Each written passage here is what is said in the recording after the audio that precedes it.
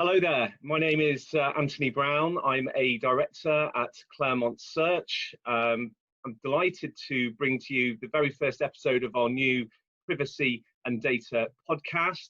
We're going to be bringing you thoughts, insight, and opinion from some of the world's leading privacy and data thought leaders. And I'm very pleased on this occasion to bring Rob Grosvenor, who is the managing director of the privacy and data compliance team at the New York headquartered professional services business, Alvarez Marsal. Hello, Rob. How are you? Hi there, Anthony. No, really appreciate the opportunity to talk to you today. Yeah, we wasn't expecting to be quite as hot as it is, but we're going to get through it, aren't we, Rob? I think definitely. Yeah, I think we've just commented that. Yeah, the windows need to be shut to stop any outside noise, and of course that brings with it its new challenges. But anyway, never mind. But Rob, thank you very much for coming on. This is actually our first one, so I'm thrilled to have you. Obviously, I've known you for a few years now, and obviously you've recently joined Alvarez and Marsal. You are the managing director for its global privacy and data compliance practice, so exciting times for you. Just for anyone watching, Rob, who isn't aware of Alvarez and Marsal, can you just tell us a bit about the business and what you're essentially doing there with your team? Yeah, no, absolutely. Delighted, Anthony. So Alvarez and Marsal is an international professional sort of services firm. In terms of sort of size and scope, it's got about 60 offices, I think, in more than 40 countries. And it was originally founded in the early 80s, where it was primarily focused on corporate restructuring, operational performance improvement, and sort of turnaround type services. And then really since then, it's grown to having more than 4,500 professionals providing sort of a range of advisory and consulting services across regulation and risk management, tax, private equity support, disputes and investigations. And I'm really delighted to sort of bring my sort of 20 odd years of experience of privacy and data protection consulting to a practice which already has an established and successful sort of team of IT forensic and cybersecurity experts. Yeah. I guess just to give you a little bit of my background, I way back when sort of studied law, but sort of quickly realized I wasn't going to be a corporate or commercial lawyer. So I actually sort of moved to Brussels when I was fortunate to get an internship with the European Commission, dealing with sort of competition matters and competition law. Whilst I was there, I had the opportunity to then join Deloitte, focusing on sort of IT and emerging internet and e-commerce law.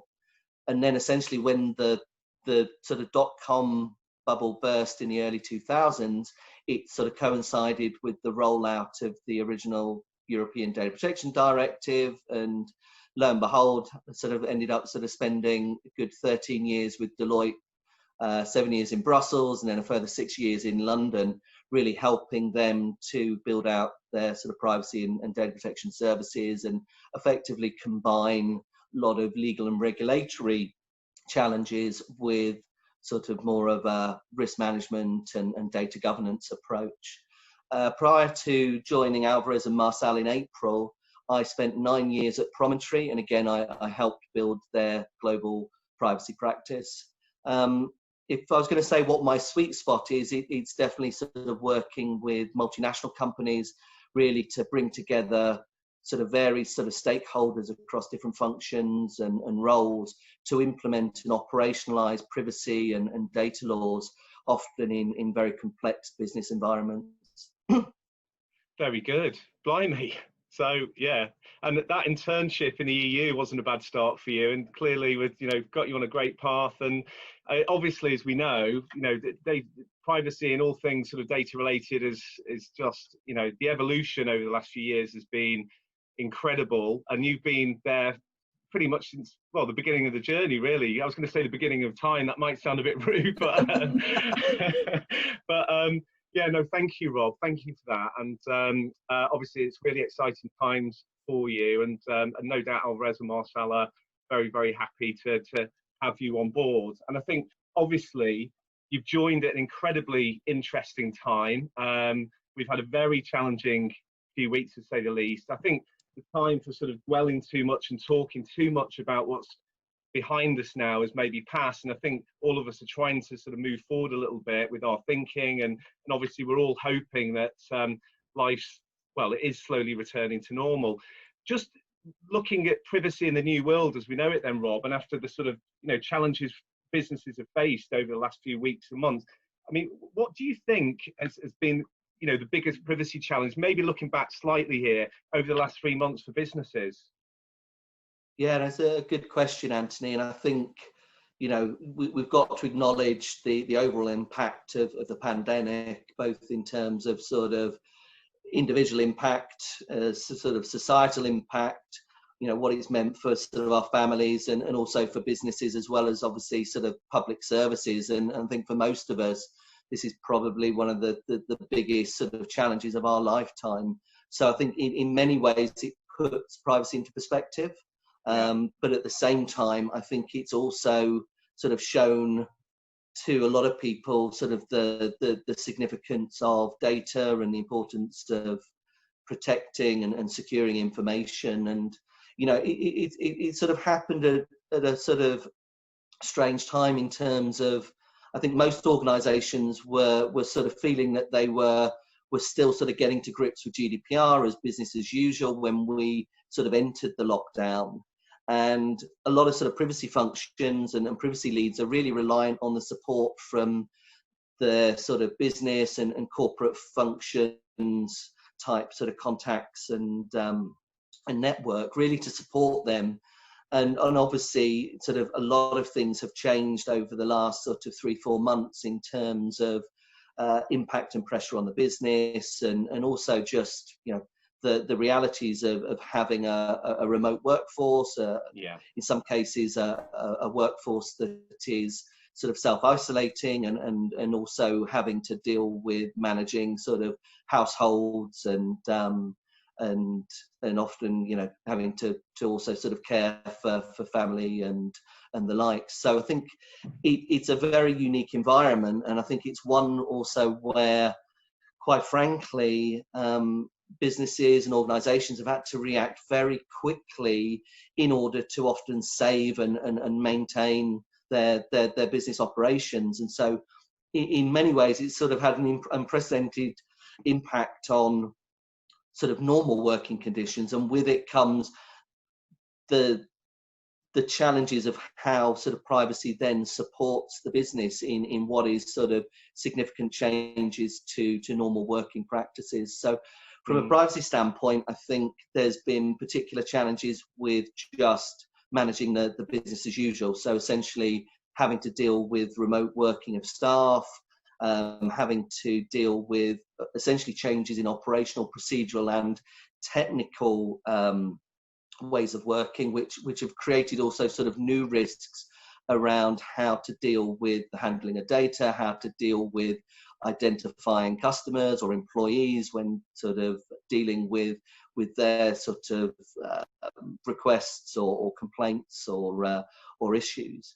And obviously there's a significant impact around sort of the likes of cyber and information security threats, because we're having to work in different ways, and because often decisions are being made in a real time where effectively the organization's not really understanding the sort of full impact until they're actually sort of seeing sort of risks emerging in the production world. And so I think a lot of challenges for privacy in terms of keeping going, continuing the fight in terms of sort of implementing, supporting the business, supporting sort of data subjects. At the same time, I think they've had a critical role in really advising the business on sort of real-time sort of risk-based decisions on how they take forward sort of changes in their business strategy and sort of changes around sort of technology support, sort of cloud services, outsourcing, all of which, you know, have been sort of critical to keeping the the wheels turning, Yeah. And I think in many ways, I've seen clients and friends in the privacy community where they've definitely sort of stepped up to a challenge where they're very much seen as supporting the business, whereas, going back a few years and pre-GDPR, often sort of privacy and data protection was potentially seen as at the very least being sort of a roadblock or a road hump to sort of to the business. Well, you could argue, thank the Lord, that GDPR came in ahead of the pandemic. Although, I mean, where would we have been? Where would businesses have been in their, in their timelines of well, essentially their privacy framework, their networks? How secure are we? I mean, imagine this. If this had landed 10 years ago, it would have been a completely different kettle of fish, I guess, wouldn't it? But just moving on, Rob, in terms of more of a sort of a life sort of question or general perspective, in terms of the general public. I mean, we've obviously, all of us, I think, to varying degrees, have been involved with using Zooms or house parties or various apps, at home over the last few weeks, quizzes, all the things we've done. Obviously, during that time, there's been a few news reports about maybe some of the apps that I've just mentioned having potential breaches or not being as secure as you would hope. What's your sense in terms of the pandemic's impact on the general public's view on privacy and their awareness of it? Do you think the general public's awareness now is more heightened than it was pre-pandemic around privacy? Yeah, again, I think that's a very, very astute question, Anthony. I think in many ways GDPR was a catalyst for sort of opening the broader general public's mind to data protection, and particularly sort of privacy rights and the sort of obligations and rights to them as citizens and customers and employees. But in many ways, I think the pandemic itself has almost brought sort of aspects of privacy and data protection into sort of real life context and challenges. And you sort of talk about sort of some of the sort of technology that we've all been using. I think there's some real life challenges in general with often people sort of living in shared accommodation or having to work and live as a household where often sort of computers and laptops and iPads are being used for a range of purposes, and particularly if people have children, are having to get to grips with homeschooling and keeping them occupied during the day. And let's not forget, Rob, the TikTok dances and all the TikTok video and everything that they've been getting increasingly interested in. And often, you've got laptops at home that maybe work for work purposes or work, the companies own them. People have to be very aware, I guess, that, ultimately they are business machines. They are owned by a company. You can't just hand your child, something that's for work purposes, and all of those issues that could potentially bring if they were to go onto, the wrong area of the phone, or, share something they shouldn't, or click on something they shouldn't. I think I've heard that a few of my friends actually have had issues where they've had to be very, very careful because they've come very close to disaster, So. Yeah, and to be honest, I'm probably not the only one that has spent a sort of exponentially greater amount of time using the internet and definitely sort of using social media and a range of platforms to keep in contact with sort of friends and family as well as sort of work colleagues. So I think it would be very hard to see how we would survive and function without these technologies. But you raise a very good point, which is, what's our individual responsibilities for making sure that the sort of security settings are there, that there's the right sort of disciplines around how these devices are being used. And, it's like with everything, I think it comes with a balance, but certainly I think there's definitely awareness around really the challenges of how you sort of provide sort of access to the right content at the right time in sensible ways. I think from a commercial standpoint, it's also interesting to see, concerns, if you're sort of operating in financial services, the FCA's concerns around sort of how we're having to operate sort of from home and in these sort of contained households around sort of risks that also has to things like to market abuse and people just having access to sensitive information. So I think on all levels, there's both the sort of risk and harm to limiting access to appropriate content, but there's also issues where it comes to how you manage confidential information and sensitive personal data, where there is this sort of overlapping of sort of private and personal and work life at the moment. Yeah. So also, moving forward, Rob, I mean, obviously since GDPR came into play, there's been a few very high profile breaches, as we know, and only, I think, correct me if I'm wrong, but a very small handful of fines, albeit very large ones. We won't obviously mention perhaps, the company names. I think some of them are still in discussions around the fines and the size of them and, etc. But moving forward, do you believe that there's going to be increased, perhaps for somebody like yourself or, other lawyers, sort of in contentious work on the litigation piece, i.e., are we going to start to see a more steady flow of high profile breaches, coming through the system?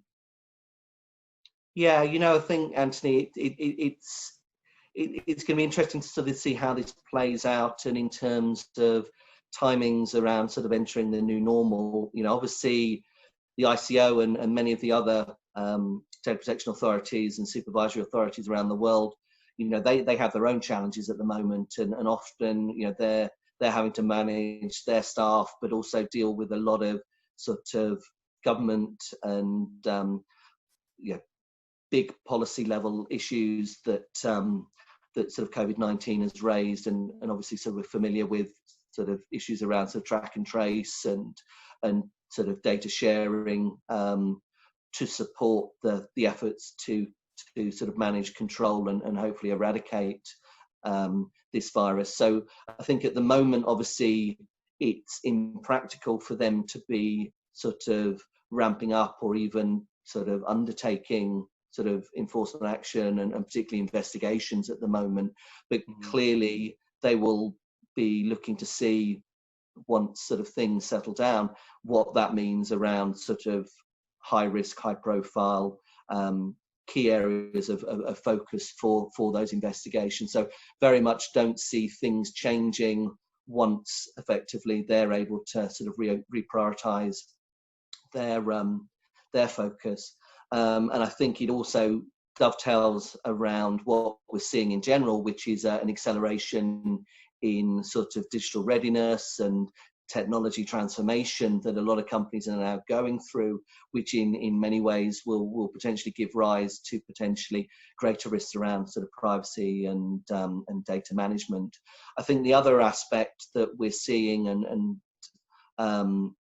is what role effectively litigation and class actions is going to play, and certainly I've seen far more or a greater increase in the number of law firms looking to support members of the public who have been impacted by data breaches or sort of data sort of incidents.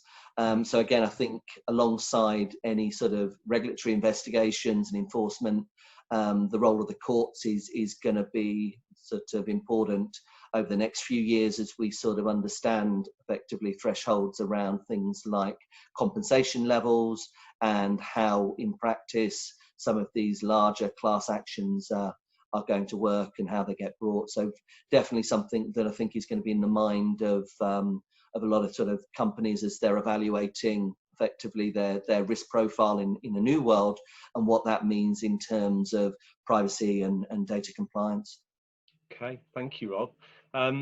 Well, I mean, just to sort of perhaps, finish on a light note, really enjoyed hearing you talk, Rob, and hope the listeners have too. Some great insights there from somebody who's right in the centre of this privacy community that we're part of. What do you think you've learned about yourself during lockdown? On, perhaps on a personal level, as we've all had our own challenges, particularly if we've got children at home. Yeah, I think there's been a lot of change. I guess one of the things I've realised is that when we're in this sort of situation, I think there is a risk that things just generally are put on hold, and you also almost get into a routine where it's almost a little bit like Groundhog Day. You particularly because everyone is either working or homeschooling or sort of spending a lot more time sort of physically at home, but also in the household. I think you've got to really make an effort to try and at least encourage yourself to go and do different things, get out and about now, and enjoy the fine weather we're having.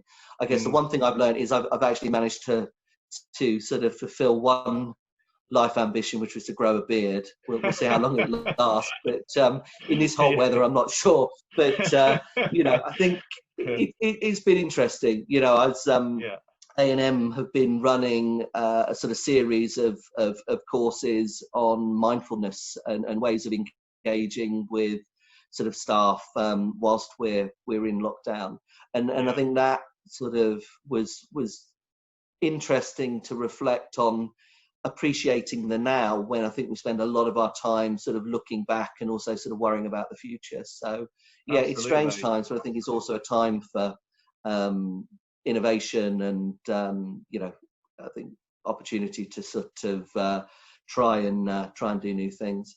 Yeah, and that's great, Rob. And I think we've all had a lot of time to self-evaluate, haven't we? And I think there's been a huge surge, as we know, in people actually taking up new hobbies or running. I've never seen the general public so active and with such great tans, frankly. And I'm glad you mentioned the beards, because when we first started the interview, I wasn't sure that I had the right guy for a minute, because I hadn't seen the beard. But no, it's good work, Rob. I'm sure it's a little bit warm during these times, so it'll be interesting to see how long you persevere with it. But fair play for chalking one off in life anyway. Listen, Rob, thank you so much for your time. It's been superb, and I hope everybody has had some real insight from Rob. And moving forward, I'm going to be speaking to some very exciting guests as well in the very near future, actually. So watch this space. But Rob, thank you. I hope you get a chance to enjoy some sunshine today, and we'll catch up very soon. All the best. Great. No, I really appreciate it, Anthony. Good talking to you. Take care. Cheers, Rob. Take care. Bye now.